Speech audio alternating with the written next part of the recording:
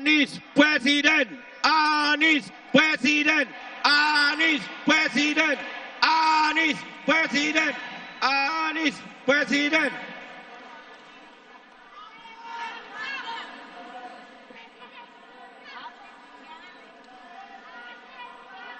Bismillahirrahmanirrahim. Assalamualaikum warahmatullahi wabarakatuh. Selamat siang, salam sejahtera untuk semuanya. Selamat datang seluruh relawan dari seluruh tanah air. Boleh tepuk tangan buat semua yang hadir di sini.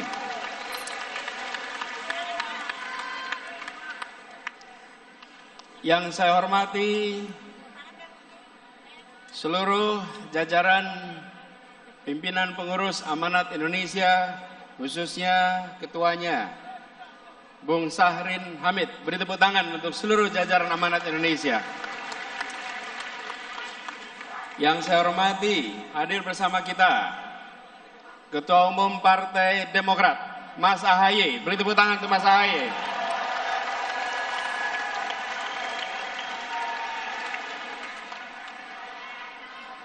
Yang saya hormati, Presiden Partai PKS, Bapak Ahmad Sayhu.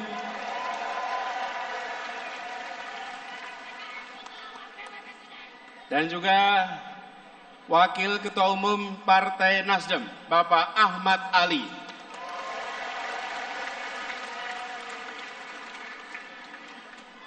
Para pimpinan partai politik yang hadir di sini, dan juga para simpul-simpul relawan, hadirin sekalian, termasuk hadir bersama kita, sebenarnya ada duduk di belakang sana, Ibunda tercinta, Ibu Aliyah Rashid Baswedan.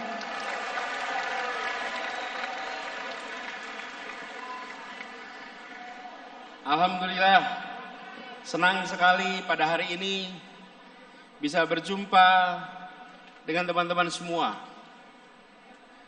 Hadir tempat ini di ruang lapangan tenis indoor, nampaknya jumlah yang hadir lebih banyak daripada yang diduga. Barangkali berikutnya kita bisa pakai Jakarta International Stadium.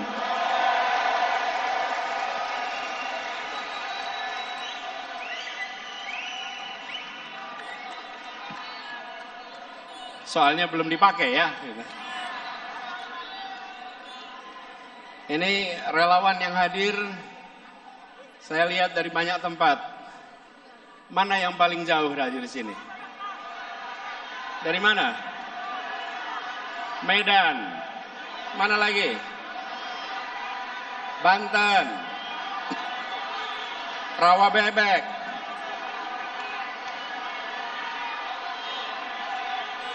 Sukabumi, Kalimantan, Ambon,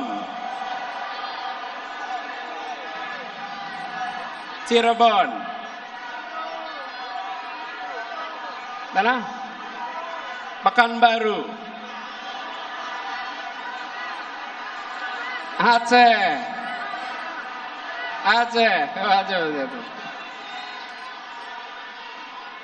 Alhamdulillah, kita berkumpul dari berbagai tempat. Karena itu izinkan kepada semua, saya memulai dengan menyampaikan ucapan selamat Idul Fitri mumpung kita masih di bulan Syawal. Minal aidin wal faizin, taqabbalallahu minna wa minkum. Mohon maaf lahir dan batin.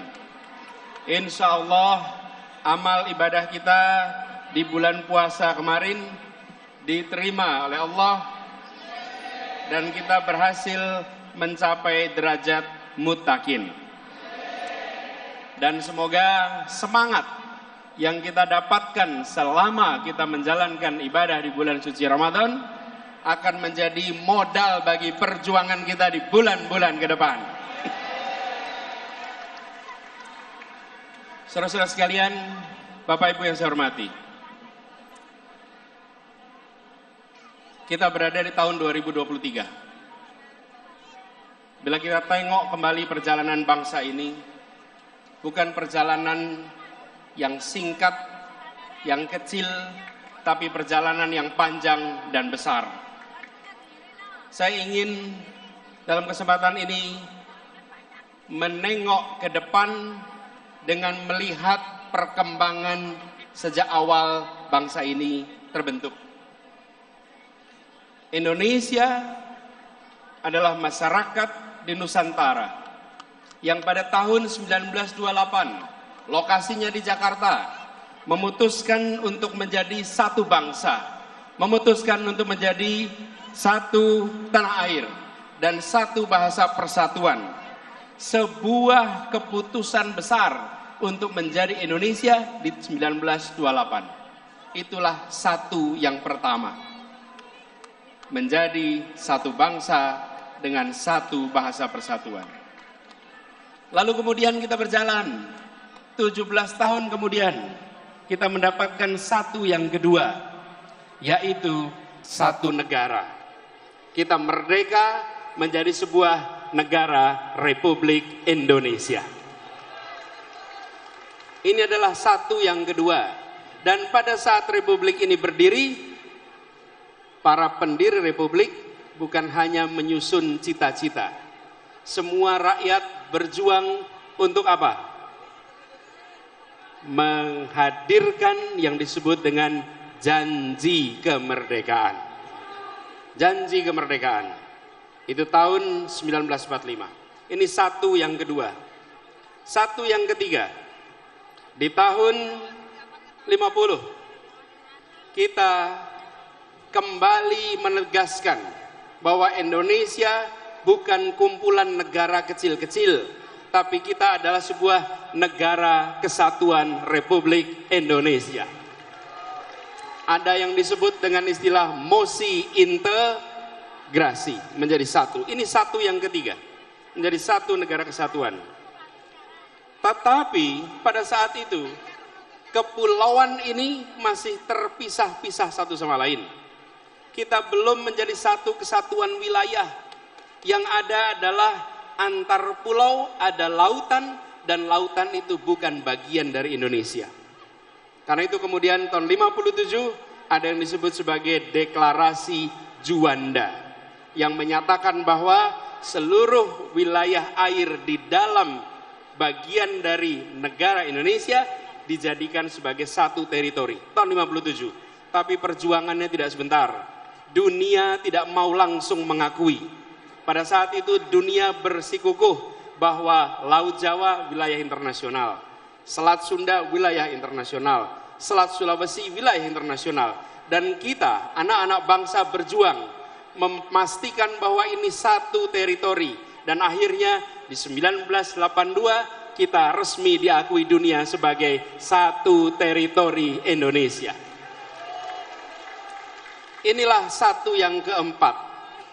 Menjadi satu bangsa, menjadi satu negara, satu kesatuan, dan satu wilayah. Satu wilayah. Inilah kondisi kita hari ini. Tetapi hari ini kita juga harus menengok ke depan. Kenyataannya hari ini, ya wilayah kita satu, ya bahasa kita satu, ya negara kita satu. Tetapi kemakmurannya masih berbeda-beda. Betul? Karena itu ke depan kita berbicara tentang melaksanakan janji kemerdekaan. Janji kemerdekaan ini ada kalimat terakhir dalam pembukaan Undang-Undang Dasar 45, yaitu menghadirkan keadilan sosial bagi seluruh rakyat Indonesia. Inilah yang kita akan arah ke depan. Satu perekonomian, satu kesemakmuran. Bukan kemakmuran tinggi di satu kota dan rendah di wilayah lain. Bukan kemakmuran tinggi di satu pulau dan lemah di tempat lain. Kita ingin ketimpangan-ketimpangan seperti ini dibereskan untuk semuanya. Apa itu satu kesemakmuran? Satu kemakmuran, satu kesemakmuran. Izinkan saya cerita pengalaman kami di Jakarta. Bapak Ibu sekalian yang tinggal di Jakarta, Jakarta ini terdiri dari berapa kabupaten kota? 6. 5 di daratan, 1 di kepulauan. Saya beri contoh, ada satu pulau yang kalau di peta hanya nampak seperti titik. Di situ disebut sebagai Sang Penjaga Utara. Pulau ini selama sejak kemerdekaan hingga akhir-akhir ini adalah pulau yang jauh di depan dari daratan Jakarta. Lokasi pulaunya lebih dekat ke Sumatera daripada ke dermaga Sunda Kelapa. Lebih dekat ke Sumatera, tapi dia bagian dari Jakarta. Dan di pulau ini puluhan tahun tanpa listrik, puluhan tahun kesulitan air bersih, puluhan tahun hanya sesekali kapal melintas, namanya Pulau Sebira. Bila kita menyaksikan Jakarta hanya sebagai urusan daratan, maka tempat ini akan terus-menerus dibiarkan. Pendekatan kita adalah Jakarta harus satu kesemakmuran. Apa yang terjadi? Dibangun pulau itu, dikirimkan pesan kepada semua 11 pulau yang berada di luar daratan Jakarta. Mereka sekarang kini semua menikmati listrik lengkap, air bersih lengkap, akses kesehatan lengkap, akses pendidikan lengkap. Ini adalah komitmen kita bahwa berada dalam sebuah wilayah yang sama, teritori yang sama, kita harus bisa satu kesemakmuran. Dan ketika ini diterapkan, prinsip kita adalah begini. Lokasi pulau itu memang jauh dari Monas, tapi dia adalah bagian dari Jakarta. Anda semua yang hadir di sini, yang dari Aceh, hitungan kilometernya dari Jakarta memang jauh, tapi Anda 0 kilometer dari Ibu Pertiwi. Dari Papua, hitungan kilometer dari Monas memang panjang, tapi Anda 0 kilometer dari Ibu Pertiwi. Dari manapun Anda berada di tempat ini, hitungan kilometernya panjang, tapi sesungguhnya Anda 0 kilometer dari Ibu Pertiwi. Inilah yang harus dikembalikan. Inilah yang harus menjadi pegangan kita, bahwa republik ini tidak didirikan dengan perhitungan ongkos, untung dan rugi. Republik ini didirikan dengan janji untuk seluruh tumpah darah Indonesia. Jadi kita berbicara tentang Indonesia ke depan, berbicara tentang Indonesia yang satu kesemakmuran, bukan Indonesia yang terpisahkan karena jejak kesejahteraan yang berbeda-beda. Prinsip yang kita dorong adalah pertumbuhan yang berkualitas, bukan semata-mata pertumbuhan yang angkanya tinggi. Pertumbuhan yang angkanya tinggi tapi tidak berkualitas tidak dirasakan oleh rakyat kebanyakan. Apa itu pertumbuhan yang berkualitas? Pertumbuhan yang berkualitas adalah pertumbuhan ekonomi yang tumbuhnya dirasakan oleh semua, yang pemerataan beriring bersama dengan pertumbuhan. Ada pertumbuhan yang begitu tinggi tetapi rakyatnya tidak merasakan. Kenapa? Karena hanya ada 1-2 sektor yang tumbuh utama, yang lain hanya menonton dari rumahnya masing-masing. Inilah yang kita ingin jangkau semuanya. Kemudian kita tahu negeri ini punya begitu banyak peluang. Dan pemerintah harus memastikan bahwa sumber daya yang diberikan oleh pemerintah untuk rakyatnya adalah sumber daya yang tepat. Kita menghadapi tantangan lingkungan hidup. Itu menjadi kenyataan bagi kita. Solusi menghadapi masalah lingkungan hidup, apalagi soal polusi udara, bukanlah terletak di dalam subsidi untuk mobil listrik. Yang pemilik mobil listriknya adalah mereka-mereka yang tidak membutuhkan subsidi. Betul?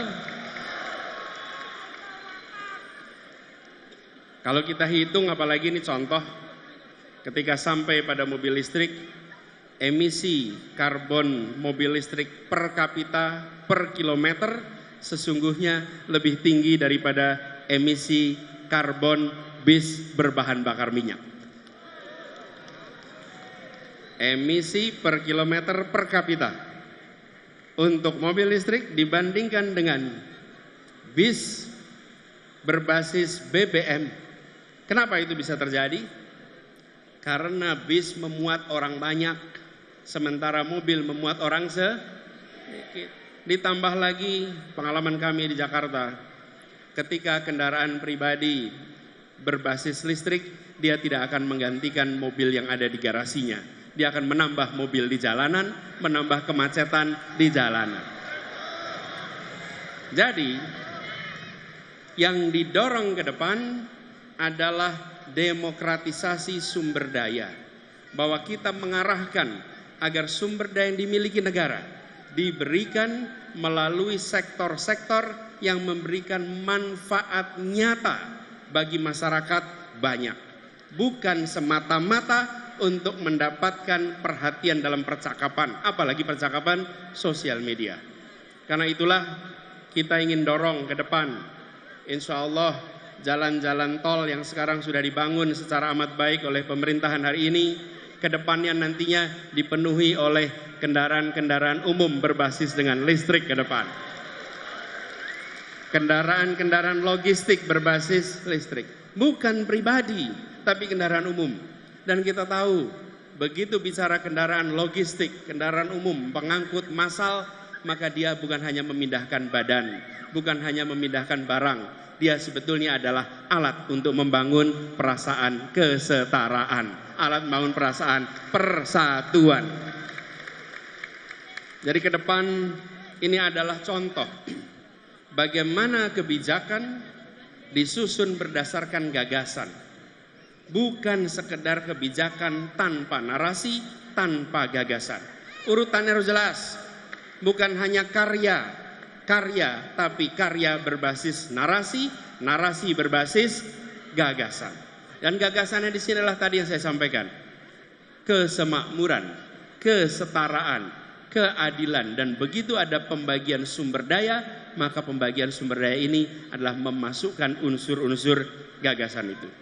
Karena itulah ketika kita melihat ke depan, kita membayangkan bahwa pembangunan ke depan adalah pembangunan yang menjangkau semua, bukan menjangkau sebagian.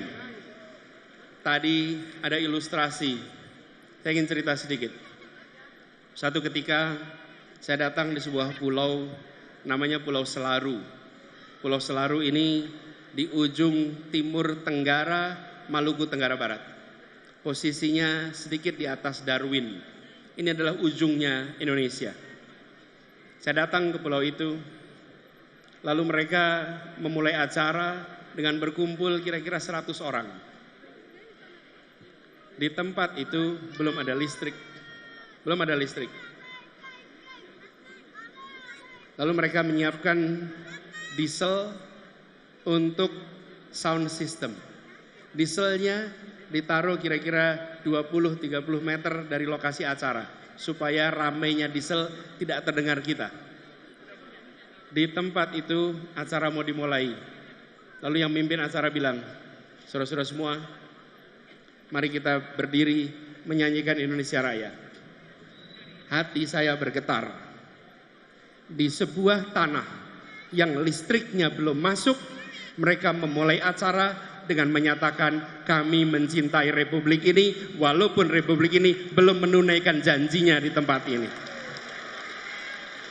Mereka belum merasakan kesejahteraan fasilitas seperti kita. Yang mereka miliki masih terbatas, tapi mereka mengirim pesan pada tamu yang datang dari Jakarta. Pak Anies, bisa jadi kami belum punya listrik, bisa jadi kami belum sejahtera, tapi jangan pernah ragukan keindonesiaan dan kecintaan kami pada Indonesia. Saya menemukan kalimat-kalimat seperti di berbagai tempat.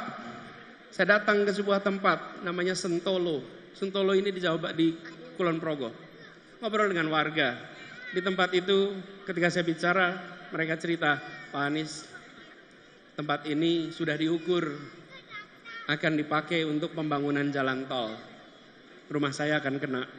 Lalu saya tanya, bagaimana Pak rumahnya kena? Oh nggak apa-apa Pak, biarkan tanah ini dipakai untuk pembangunan karena ini adalah untuk kepentingan negara, ini untuk kepentingan masyarakat banyak.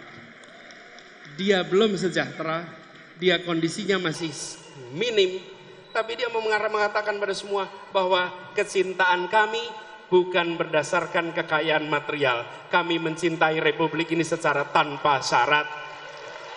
Kami sekalian, kita-kita yang berkumpul di tempat ini, kita-kita yang memperjuangkan Indonesia yang lebih baik, kita harus ingat bahwa ada saudara-saudara kita yang lokasinya hitungan kilometer jauh dari Jakarta, jauh dari Monas, tapi mereka 0 kilometer dari Indonesia dan mereka harus merasakan kesejahteraan yang meningkat secara amat serius. Itulah sebabnya bicara tentang kesemakmuran harus konkret. Kami coba wujudkan kemarin di Jakarta. Dan insya Allah, bila Allah nanti takdirkan, tahun depan kita akan merasakan sebuah penentuan arah. Pemilu Pilpres 2024 Anies Presiden. Bukan soal meneruskan atau tidak meneruskan sebuah program. Bukan. Pemilu 2024, pemilu 2019, pemilu 2014, dan pemilu-pemilu lainnya adalah sebuah kesempatan untuk menengok kembali arah perjalanan bangsa. Republik ini didirikan dengan cita-cita, dengan janji menghadirkan keadilan bagi semua. Kita harus ingat, merdeka bukan hanya untuk menggulung kolonialisme, merdeka adalah untuk menggelar keadilan bagi semuanya. Merdeka menggelar kesejahteraan bagi semuanya. Dalam perjalanan ini, setiap 5 tahun sekali kita berhenti. Kita berhenti menengok kembali ke titik asal. Apakah kita masih berada di dalam rute yang benar untuk meraih cita-cita itu? Seperti kalau kita melakukan pengembaraan. Pengembaraan, pecinta alam berjalan memasuki medan alam terbuka, mereka bawa kompas. Tentukan tujuannya, titik awalnya di sini. Setiap 1 jam sekali, setiap 5 kilometer sekali mereka berhenti. Mengecek apakah kita masih berada di dalam rute yang tepat. Indonesia setiap 5 tahun sekali mengecek apakah kita masih berada di dalam arah yang benar. Itulah sebabnya yang kita hendak lakukan adalah luruskan jalan, hadirkan keadilan.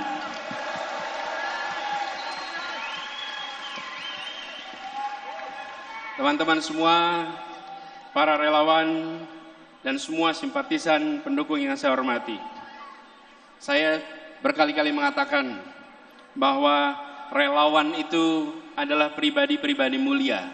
Relawan tidak dibayar bukan karena tak bernilai, tapi karena tak ternilai harganya. Perjuangan ke depan kita ingin meluruskan jalan. Dan meluruskan jalan ini kita berhadapan dengan sebuah kompetisi. Kompetisi gagasan, kompetisi rencana, kompetisi rekam jejak. Dan dalam kompetisi ini kita akan berhadapan dengan lawan yang memiliki sumber daya yang luar biasa besar. Lawan yang memiliki kekuatan yang sangat besar. Lawan yang bisa mendominasi. Tapi kita yakin niat baik bersama orang baik, tujuan baik, insya Allah Allah bukakan pintu-pintu untuk keberhasilan.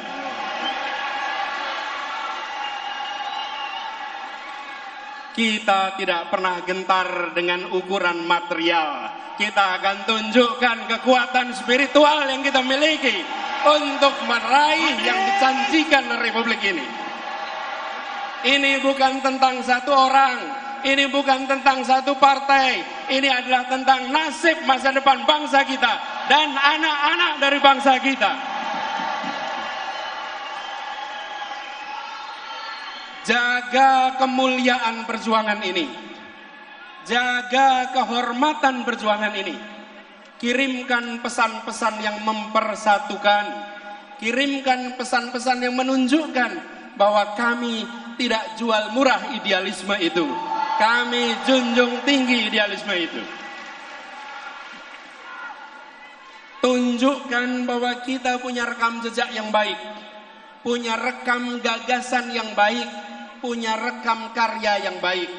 Karena kita punya itu semua, kita tidak perlu berbohong. Kita tunjukkan kenyataan. Bila rekam jejak kita bermasalah, bila rekam gagasan kita bermasalah, bila rekam karya bermasalah, baru di situ ada kebohongan-kebohongan. Betul? Karena itu kalau kita menyaksikan ada kebohongan di produksi, sebenarnya itu adalah cerminan rasa tidak percaya diri atas yang dimiliki. Jadi kita tidak perlu memproduksi kebohongan, tidak perlu memproduksi itu semua. Tunjukkan kenyataan dan biarkan kenyataan memenangkan pertarungan gagasan, memenangkan pertarungan rekam jejak, memenangkan pertarungan karya.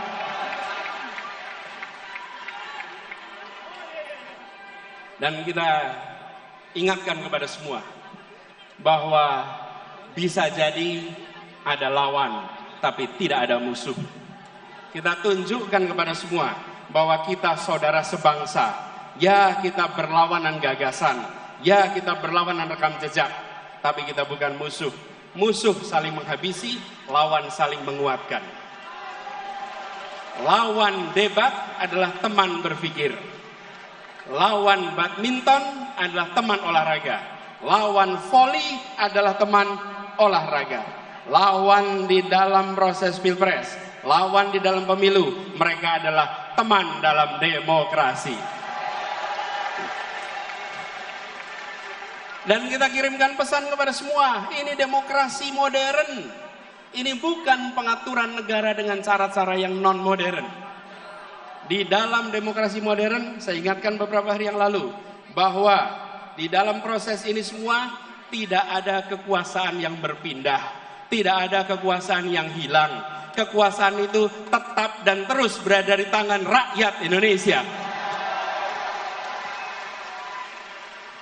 Yang berpindah itu adalah kewenangan untuk melaksanakan kekuasaan rakyat.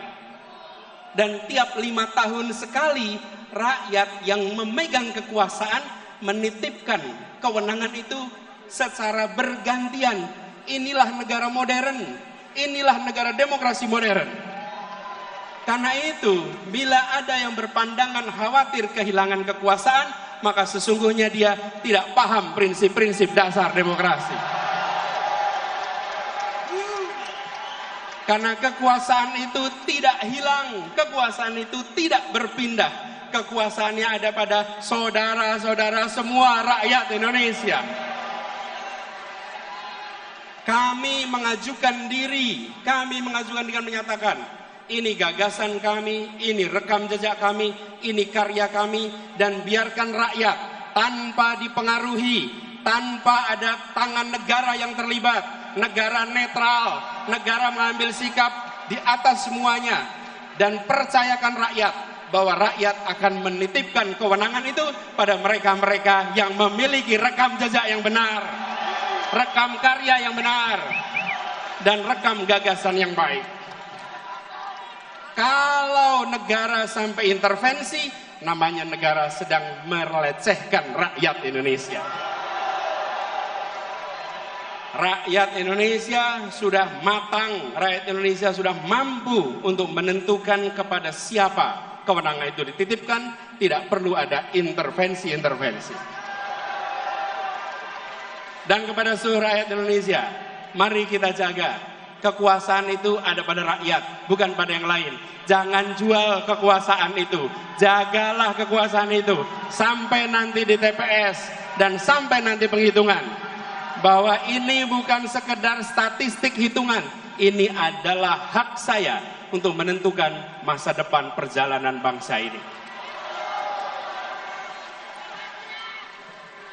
Ini memberikan pesan kepada semua bahwa Indonesia adalah negara demokrasi modern yang dunia boleh menengok. Dan kita kirimkan pesan pada semua. Negeri-negeri di luar sana menengok pada kita dengan rasa kagum. Kenapa mereka kagum? Mereka melihat sebuah bangsa yang bahasanya ratusan, yang suku bangsanya ratusan, tapi memiliki kemampuan untuk berbicara dengan bahasa satu, bahasa persatuan, bahasa Indonesia.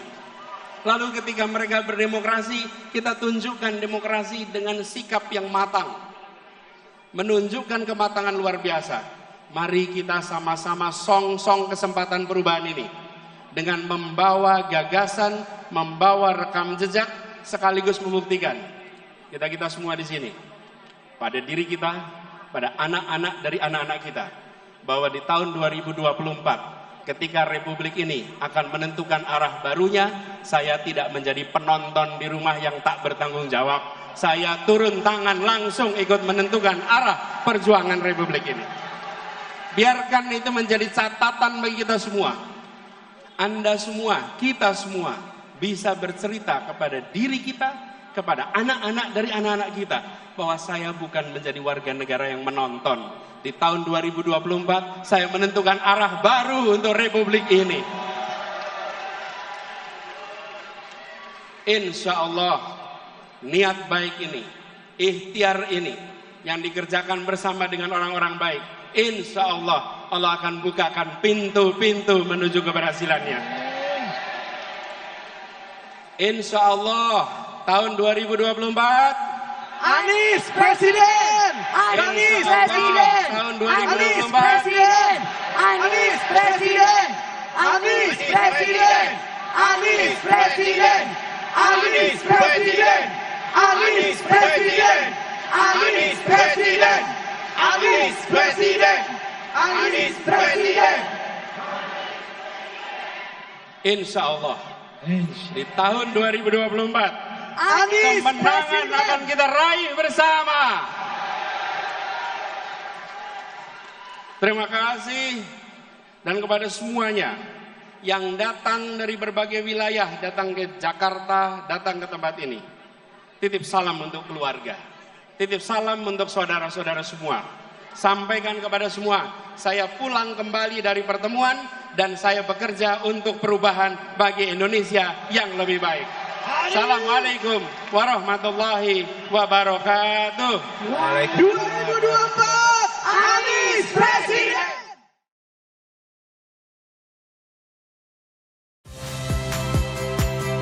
Saya Magister Tarigan. Saksikan program-program Kompas TV melalui siaran digital, pay TV, dan media streaming lainnya. Kompas TV, independen, terpercaya.